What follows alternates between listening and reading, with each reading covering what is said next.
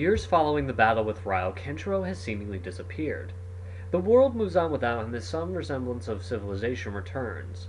Mankind rebounds, forming larger towns and cities and growing exponentially. However, things are no better than before, as a man by the name of Jocko claims unlimited power over the masses, and all in the name of the Celestial Emperor. However, Kenshiro resurfaces once more to lead the fight against the tyrannical rule of Jocko and continue on to even greater adventures. Hokuto no Ken leaves off where the original ended and tries to establish new settings. While the initial run was really good, by the time the Shura arc began, much of the story became somewhat contrived and forced, seemingly retconning every detail we'd come to know and love about the Hokuto no Ken universe.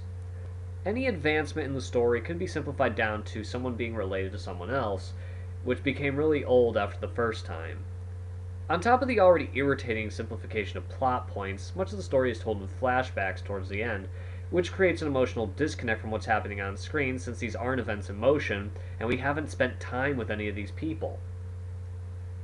The sad reality of Hokuto no Ken 2 is that the new cast, no matter what good they do, either consists of clones, blandness, or straight up shit. Some of the most important characters in Hokuto no Ken 2 are cloned from previously existing characters, like Kaio, Hyo, Rin, Shachi, all of whom are either appearance clones, role clones, or both in the case of Shachi and Kaio.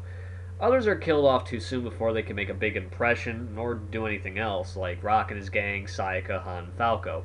The final group is made of just plain bad characters, which include Kaio and Jocko, the main villains of the first and second halves of Hokuto no Ken 2. Jocko barely does anything but bitch and complain the whole way through, and we're supposed to perceive him as a threat. Kaio, on the other hand, is perfectly capable of defending himself, it's just that he's fucking terrible as a character. Not only is he a clone of Rao, but he fails at it. His whole goal through Fist of the North Star Part 2 is that of an American Saturday morning cartoon villain. He wants to be the most evil being in existence. I kid you not.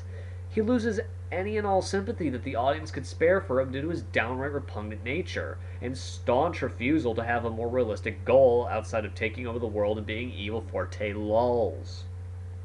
Really, even Ken loses his punch in the face of so much crap that he has to hold up. The only thing that Hokuto no Ken 2 managed to retain from the original is the powerful and moving death scenes. Every single one of them is a tearjerker, and that is the only thing that keeps you invested in what happens. The budget for Hokuto no Ken 2 was seemingly higher than the original because the stock footage usage was far less overall, the animation was smoother and far better done, and the designs for the characters were still really good. Then again, the special techniques weren't a large focus in Hokuto no Ken 2, but rather a focus on straightforward fighting. While maybe not as iconic as the original, it was certainly beneficial for the art as a whole. The soundtrack remains strong from before, but adds more BGM tracks and changes the opening and ending themes. The opening, Tough Boy, is a really good opening theme that carries over well into the show's actual scenes.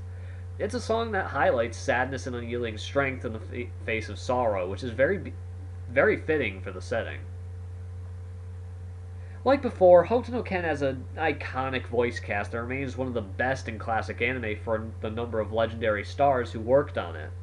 There aren't many points I can illustrate other than, it's awesome.